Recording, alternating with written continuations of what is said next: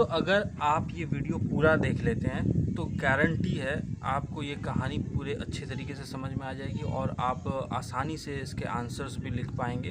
तो आशा करता हूँ आप लोग ये पूरा वीडियो देखिएगा ताकि कहानी पूरा क्लियर हो जाए।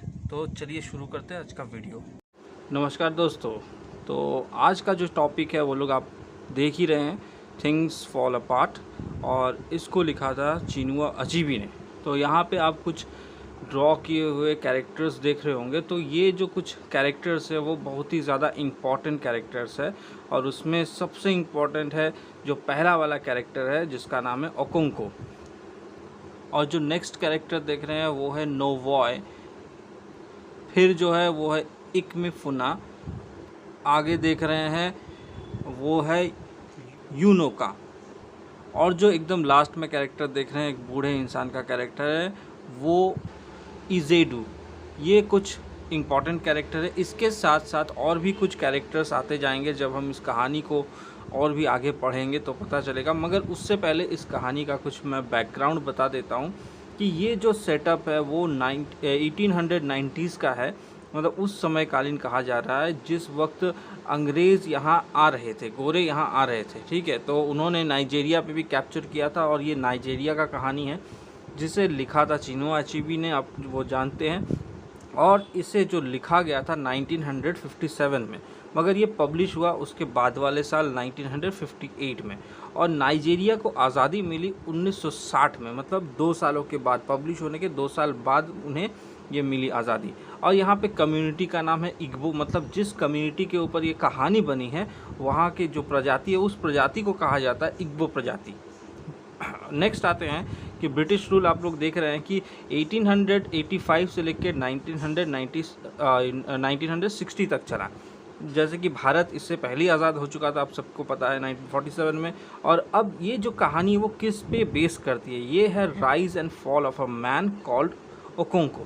तो यहाँ पे ओकोंको की ज़िंदगी के बारे में बताया जाएगा कि किस तरह से ओकोंको एक टाइम बहुत ही नीचे था, फिर वो ऊपर आता है, उन्नति करता है, मगर धीरे धीरे वो फिर से डाउनफॉल की तरफ चला जाता है। नेक्स्ट है WB ईस्ट का यहाँ उल्लेख किया गया है। इसमें कहा गया है कि ये जो आप लोग जानते होंगे कि उनका एक लिखा हुआ पोयम था जिसका नाम है द सेकेंड कमिंग, और ये सेकेंड कमिंग से ये जो लाइन है इसका जो टाइटल है थिंग्स फॉल अपार्ट, उसको यहाँ से चुना गया है। 1919 में उन्होंने इसे लिखा था। तो 1919 से मुझे याद आया कि 1919 में क्या हुआ था। अगर आपको याद है कि भारत में एक बहुत बड़ा मैसेकर हुआ था, वो है जलियांवाला बाग। तो आप इसे याद रख सकते हैं इस तरह से कि जलियांवाला बाग जिस साल घटा उसी साल the second coming WB east ने भी लिखा था।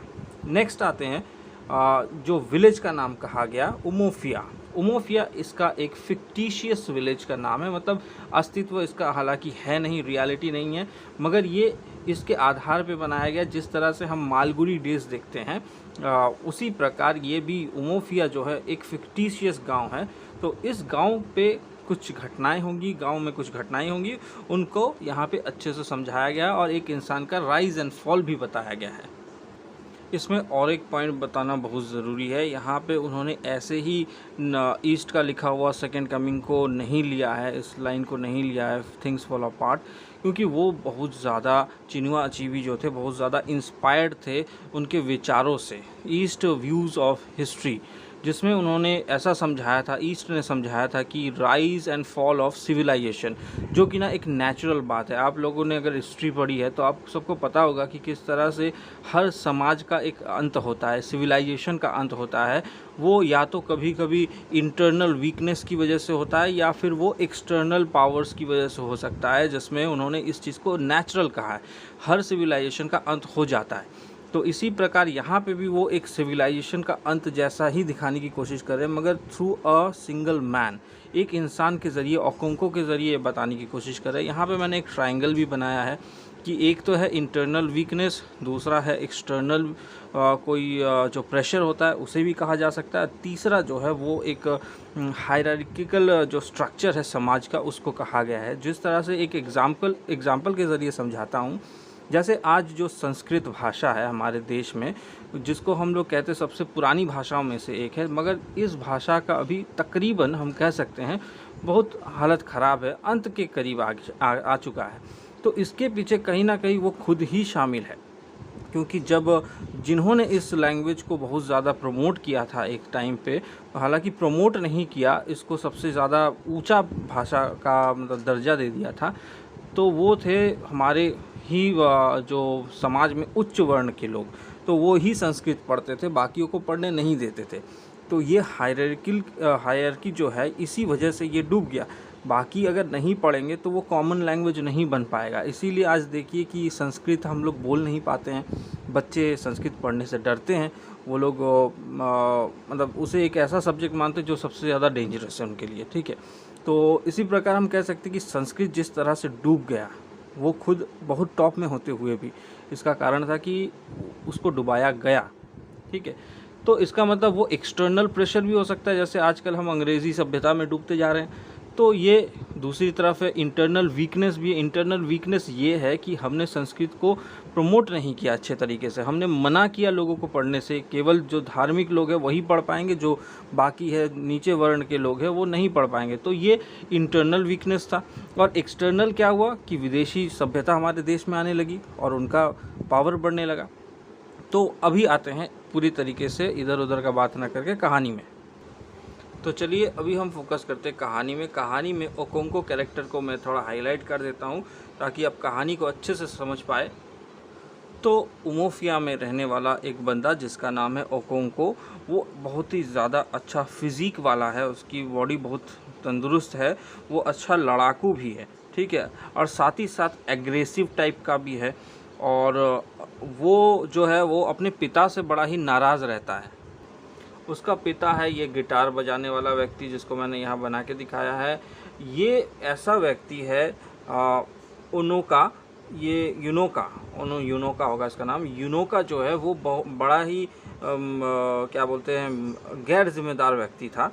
अपनी पूरी ज़िंदगी में वो कर्ज में डूबा रहा, उसका स्टेटस भी कुछ नहीं था, मगर इससे वो बहुत ही परेशान रहता था अपने पिता के इस चरित्र से। मतलब वो मैनली नेचर का नहीं था, जिसे हम कहते हैं कि मर्द, असली मर्द।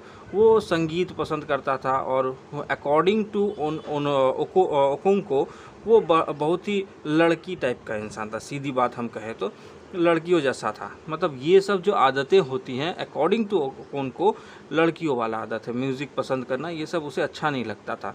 उसके पिता को एक ताकतवर इंसान होना चाहिए, लड़ाकू होना चाहिए, योद्धा जैसा होना चाहिए, मगर वो ऐसा नहीं था। और दूसरी तरफ जब हम आते हैं ओकोंको में, ओकोंको बड़ा ही मेहनती व्यक्ति है। वो बहुत ही ज़्यादा लड़ाई वड़ाई कर लेता है और वो अपने फादर को पसंद नहीं करता है। वो बहुत ही चैलेंजिंग भी था। वो उसके पिता के कर्ज़ को तो निपटाता ही है और साथ ही साथ अपनी संपत्ति भी बहुत अधिक कर लेता है। उसकी 3 पत्नियां हैं, उसके पास लैंड है, अनाज है, उसके पास बच्चे हैं। मगर एक चीज़ है कि वो डिक्टेटर टाइप का था अपने फैमिली में। वो मनचाही चीज़ करता था, वो अपने बच्चों को, पत्नियों को पीटता भी था, मैन हैंडल कर लेता था। तो ये एक ख़राबी हमें अभी अभी दिखी। तो वो मतलब मर्द हम कहते हैं ना, जिसे उस टाइप का वो सोच विचार रखता था। असली मर्द नहीं कि औरतों का सम्मान करे, वो औरतों को मारता भी था। मगर उसे एक चिंता भी सताती थी कि उसका जो बेटा है नोवॉय, जिसको मैंने उसके ही पास में दिखाया है नोवॉय, ये कुछ उसके ग्रैंडफादर की तरह ही था जो म्यूज़िक पसंद करता था। तो उसे बड़ा ही परेशानी होती थी ओकोंको कि कहीं ये बेटा भी मेरा अपने पिता की तरह ना बन जाए। तो वो बड़ा ही दुखी हुआ इस वजह से। तो एक वक्त की बात है कि पड़ोसी गांव के साथ इसके गांव का एक प्रॉब्लम क्रिएट हो जाता है, डिस्प्यूट हो जाता है, जिस वजह से वहाँ पे मारपीट दंगा लग जाता है, एक दूसरे को मारते हैं। तो वहाँ पे युद्ध ख़त्म होता है। ख़त्म होने के बाद वो किसी औरत को मार भी देता है। तो इसके बदले में क्या किया जाता है, इसके साइड में मैंने और एक कैरेक्टर बनाया है इकमिफुना। ये जो इकमिफुना कैरेक्टर है, ये कैरेक्टर जो है वो इसे गोद लेता है। क्यों लेता है? क्योंकि ये उसका कस्टम के अंतर्गत आता है। और हाँ, ये अपने कस्टम को बहुत मानता था, उनकी रीति रिवाजों को बहुत मानता था। इकमिफुना उस गांव से था जहाँ पे वो लोग डिज़ास्टर करके आ चुके थे, लड़ाई झगड़ा किए थे, और ये गार्जियन नहीं था इसका कोई। तो ओकोंको इसे गोद ले लेता है, और जब वो गोद लेता है तब उसका एज जो होता है वो 15 साल का होता है लड़का। और 3 साल तक इसके फैमिली के साथ ही ये रह जाता है और बाद में जाके ये ओकोंको को अपना फादर मान लेता है और फादर करके ही बुलाता है, पिताजी का ही सम्मान देता है और पिता करके ही पुकारता है। और ओकोंको भी इससे बहुत ज़्यादा जुड़ चुका था। और इधर मैं बता दूं कि नोवॉय और इक्मीफुना ये दोनों में बहुत अच्छी दोस्ती हो गई थी, वो एक दूसरे को बहुत ज़्यादा मानते थे। इक्मीफुना जो था वो बहुत अच्छी अच्छी कहानियाँ सुनाता था नोवॉय को और कहता था कि तुम अपने पिता जैसे क्यों नहीं बन जाते हो, जो कि ना बहुत ही ताकतवर इंसान है, मर्द है, मतलब हम कहते हैं ना मर्द मतलब मारपीट करने वाला, ठीक है। तो उसका भी सेंस ऐसा ही था, वो भी सोचता था कि मारपीट करने वाले को ही ऐसा कहना चाहिए। तो चलिए अभी आते हैं इस बूढ़े इंसान की तरफ। ये गांव का सबसे ओल्डेस्ट इंसान है, ठीक है, और ये इसकी बातें हर कोई मानता है, ठीक है, रीति रिवाज सब तरह का जानता है, कस्टम यही चलाता है। इसका नाम है इजेडू। और ये जो व्यक्ति है वो ओकोंको से कहता है कि आपको अपने बेटे को मानना, मतलब गोद लिए हुए बेटे को मानना पड़ेगा, ये हमारे कस्टम के अंतर्गत आता है। तो ये सोच में डूब जाता है। कौन सोच में डूबेगा? सोच में डूब जाता है ओकोंको कि कैसे मारूं, क्योंकि ये इससे बहुत ज़्यादा लगाव इसका जुड़ चुका था। किसके साथ? इक्मीफुना के साथ नोवॉय का रिश्ता अच्छा खासा जुड़ चुका था। और इस बीच ये बुढ़ऊ कहता है कि इसे मार दो, तो कुछ देर के लिए उसे परेशानी होती है और ये कहता है कि अगर तुम नहीं मार पाते हो तो कोई बात नहीं, तो हम लोग मार देते हैं, ये लड़का हमें दे दो, हम इसको मार देंगे। किसको मार देंगे? इक्मीफुना को मार देंगे। तो ये कुछ देर के लिए सोचता है, ओकोंको सोचता है कि अरे भैया, अगर मैं इसको ना मारूं तो मेरा इज्जत डूब जाएगा, मैं तो मर्द हूँ ना, तो मैं अपने लगाव को दूर हटाता हूँ, भगाओ ये सब और मारो इसको। तो ये बूढ़ा इंसान, ओकोंको और गांव के कुछ लोग मिलके इस बेचारे बच्चे को मार देते हैं, ठीक है। और मार देते, वो लोग नहीं मारते हैं, गलत मैंने कहा, इसे ओकोंको सबके सामने मार देता है, ठीक है। तो ये हुआ इसका अंत इक्मीफुना का। इस कहानी से हम और इसका रिश्ता नहीं रहेगा, कहानी ख़त्म इसका। मगर थिंग्स फॉल अपार्ट ख़त्म नहीं हुआ है। तो अभी चले आते हैं इस बूढ़े की ओर, जिसका नाम था इजेडू। इजेडू जो था, अब बूढ़ा हो गया ना बहुत ज़्यादा, ये मरने वाला है भैया, ये मरेगा। और ये बूढ़ा मर जाता है, ठीक है। और ये बूढ़ा मरने के बाद क्या होता है, सभी गांव वाले जो होते हैं सभी जाते हैं इसके फ्यूनरल पे, इसको दफनाने के लिए। तो उस वक्त जैसे कि हमारे यहाँ पे भी कुछ कुछ जगह पे शहीदों को हम लोग क्या बोलते हैं, 21 तोपों की सलामी दिया करते हैं। तो वहाँ भी कुछ ऐसा ही सिस्टम था। तो क्या होता है ना, जो हमारा ओकोंको है वो गलती से एक शूट कर देता है, गोली चला देता है और वो किसी एक और इंसान को जाके लग जाता है, ठीक है। और वो लगता तो है किसी और को नहीं, इसी के बेटे को लग जाता है, ठीक है, और वो मर जाता है वहीं पे। तो ये एक गलती से किया हुआ मिस्टेक था, किसके लिए? ओकोंको के लिए। और ये उनके कस्टम के अनुसार बहुत ही बड़ा अपराध है, ठीक है, अपने ही कस्टम के लोग को मार देना, मतलब अपने ही गांव वाले को उसने मार दिया। और इसको कहा जाता था फीमेल क्राइम, ठीक है। इस बात को ध्यान रखिएगा, कोट अनकोट फीमेल क्राइम। इसका मतलब ये होता है कि आपने लड़कियों जैसा काम किया। गलतियां तो लड़कियां करती है। तो देखिए यहाँ पे बहुत ही बुरा लग रहा होगा, लड़कियां अगर इस कहानी को सुन रही होंगी तो वो लोग लड़कियों को किस नज़र से देखते थे। इसको देखिए कि वो फीमेल क्राइम कहा गया, तो इसके बदले तो सज़ा तो बनती है। अब इसको सज़ा दी जाएगी। और सज़ा क्या था? सज़ा था कि आपको गांव छोड़ के 7 साल के लिए चले जाना है। तो ये बेचारा बहुत दुखी हो जाता है, और क्योंकि बचपन से जहाँ रहता है उसे छोड़ के जाना बड़ा ही मुश्किल बात है। तो वो चला जाता है गांव छोड़ के और जाता है अपने ननिहाल, मतलब नानी के गांव चला जाता है। और वहाँ उसे अच्छा ट्रीटमेंट मिलता है। हालांकि वहाँ के जो किंग्समैन थे वो अच्छा बिहेव करते हैं इसके साथ, मगर जो भी हो उसे वहाँ पे बहुत मेहनत करके अपना जीवन चलाना पड़ता है, बहुत हार्ड वर्क करता है, वहाँ भी मेहनत कर रहा है अपने परिवार के साथ। मगर उसका जो लगाव है ना अपने गांव के साथ ही है। और वो वहाँ जाके देखता है कि कुछ गोरे लोग जो है वो अपना वर्चस्व बढ़ा रहे हैं, मतलब गोरों की एंट्री हो चुकी है। इतना देर तक हम लोगों ने गोरों की बात नहीं की, अब आते हैं गोरों पे। तो गोरों की एंट्री हो चुकी है और जो गोरे हैं वो अपना वर्चस्व बढ़ा रहे हैं, वो वहाँ पे काम कर रहे हैं। तो ये उसे बहुत ही बुरा लगता है। और जो वाइट मैन थे अपना रिलीजियस स्प्रेड कर रहे थे, मतलब वो अपने धर्म क्रिश्चियन धर्म को बढ़ा रहे थे, उनका पावर बढ़ा रहे थे। तो दूसरी तरफ और एक प्रॉब्लम हो जाता है, जो उसका बेटा है, जिससे वो बहुत ही डर रहा था कि वो कहीं अपने दादाजी जैसा न बन जाए, ऐसा ना बन जाए, गिटार बजाता रहे, बांसुरी बजाता रहे, नोवॉय जो है उससे वो बड़ा ही डर रहा था। मगर हुआ भी वही चीज़, और ये नोवॉय को उनकी क्रिश्चियनिटी पसंद आ जाती है, उनके धर्म को पसंद कर लेता है और वो धर्म अपना लेता है, मतलब वो क्रिश्चियन बन गया है अभी। और धीरे धीरे समय बीतता है और उसके 7 साल ख़त्म हो जाते हैं। तो वो बहुत बड़ा ही खुश है, क्योंकि वो अभी अपने गांव जाने वाला है। और गांव जाते ही वो कुछ चेंजेस देखता है। जब वो गांव पहुंचता है तब देखता है कि गांव में बड़े चेंजेस आ गए हैं। तो वहाँ पे एक नए कैरेक्टर का एंट्री करना ज़रूरी है, जिसका नाम है मिस्टर ब्राउन।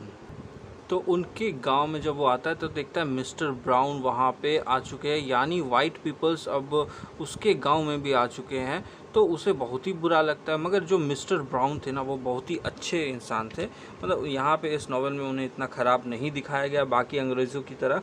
तो वो बड़े ही शांत इंसान थे, शांत स्वभाव वाले इंसान थे। उन्होंने वहाँ पे स्कूल खोले थे, वहाँ पे हॉस्पिटल खोले थे, और वहाँ के जो गांव के लोग थे वो अपने बच्चों को स्कूल में भेजा भी करते थे, ताकि वो भी अपना डेवलपमेंट कर पाए, उन्हें भी नौकरी मिले, पैसा कमा पाए। तो सबकी इच्छाएं जो रहती है, तो वहाँ के गांव वालों की भी इच्छा जाग चुकी थी।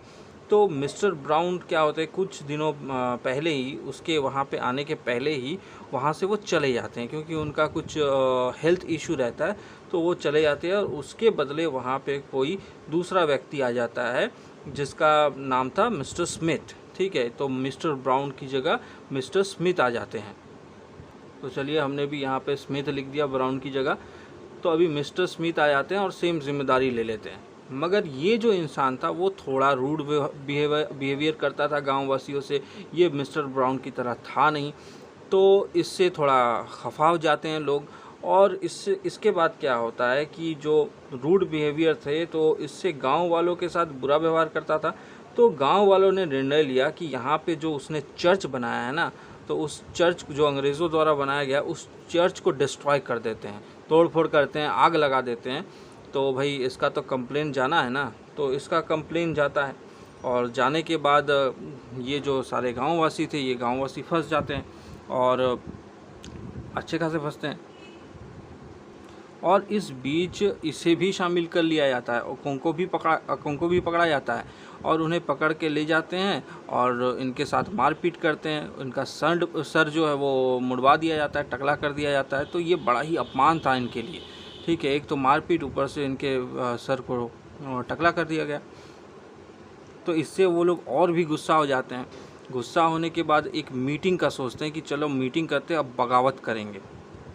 और हाँ, एक और बात बताना ज़रूरी है, उनके ऊपर फ़ाइन भी चढ़ाया गया था। केवल उनको मार-पीट के उन्हें सेव करके ही नहीं छोड़ दिया गया था, बल्कि उनके ऊपर 200 कौड़ी के बैग फ़ाइन्स लगाए गए थे। मतलब जो कौड़ियाँ होती थी ना पुराने ज़माने में, वो कौड़ी, जैसे हम लोग कहते हैं ना जेब में फूटी कौड़ी तक नहीं है, तो वो जो कौड़ी होती है, वो कौड़ियों का चार्ज फ़ाइन लगा था इनके ऊपर। 200 बैग उन्हें कौड़ी देनी थी, तो ये भी फ़ाइन लगता है। हाँ, तो मीटिंग चल रही थी, तो उसके नेक्स्ट डे वो लोग मीटिंग करते टाइम वहाँ पे कोर्ट से एक इंसान आता है, और कुछ ये चाहता था कि वहाँ पे वो लोग मीटिंग ना कर पाए। ठीक है, तो ओकोंको को आता है गुस्सा उस गोरे व्यक्ति को देख के, उसका मैसेंजर को देख के। तो वो क्या करता है, उससे एक क्राइम हो जाता है। वो क्या करता है, उसका सर काट देता है, अपना एक्स उठाता है और उसका गला काट देता है, और नीचे गिर जाता है गला। और ओकोंको सोचने लगता है कि भाई मैंने कितना साहसी काम किया, मर्दों वाला काम किया है, तो गांव वाले मेरा साथ देंगे। मगर ऐसा कुछ भी नहीं होता है। गांव वाले कुछ अलग से हो गए, अभी पहले जैसे नहीं रहे। क्योंकि पहले इस तरह के जो तत्व होते थे, उन्हें बहुत अच्छी तरह से लिया जाता था कि हाँ मर्दों वाला काम किया। मगर इस बार और नहीं ले रहे, गांव वाले कुछ अलग हो चुके हैं। वो लोग अब इस केस से दूर भागना चाहते हैं, क्योंकि अंग्रेज़ लोगों का पावर बहुत ज़्यादा बढ़ चुका है। तो ये देखते हुए ओकोंको बड़ा ही दुखी होता है और सोचता है कि गांव वाले कितने बदल गए हैं। तो उसे इसका रिज़ल्ट पता था कि क्या होने वाला है। तो ओकोंको को पता चल गया कि अभी कुछ नहीं हो सकता है, एक ही चीज़ हो सकता है, इतना बड़ा क्राइम करने के बाद उसने किसी को मारा है, सरकारी अफसर को मार दिया है, तो उसे तो ज़रूर उसे पकड़ के ले जाएगा अंग्रेज़ लोग। तो उसके पास एक ही सॉल्यूशन बचता है, और वो सॉल्यूशन क्या है? Shocking solution. वो एक ही सॉल्यूशन देखता है कि मर जाना ही बेहतर है, मृत्यु के सिवाय उसके पास और कोई उपाय नहीं बचा है, क्योंकि गांव वाले जो थे उन्होंने भी उसका साथ छोड़ दिया है, कोई उसके साथ नहीं है, सभी बदल चुके हैं। जैसा सिनेरियो वो पहले देख के गया था 7 साल पहले, अभी गांव पूरे तरीके से बदल गया है।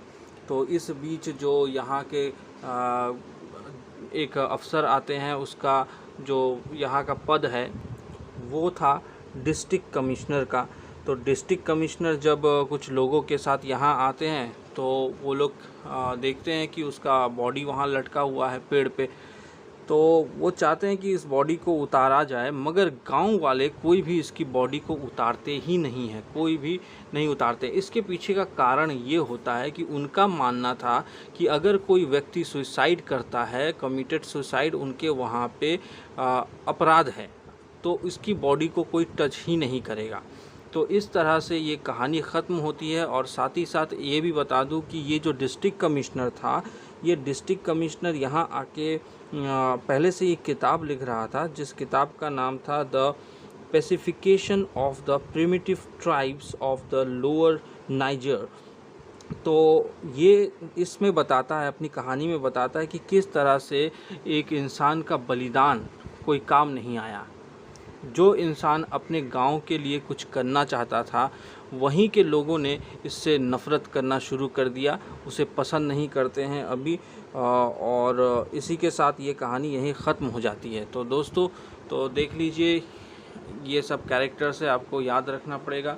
अगर आप चाहते हैं तो हमारे चैनल को सब्सक्राइब कर सकते हैं, हम कहेंगे कि ज़रूर कीजिए ताकि हमें भी कुछ सपोर्ट मिले। ठीक है दोस्तों, तो मिलते हैं अगले वीडियो में, तब तक के लिए धन्यवाद और देखते रहिए स्टडी लिटरेचर।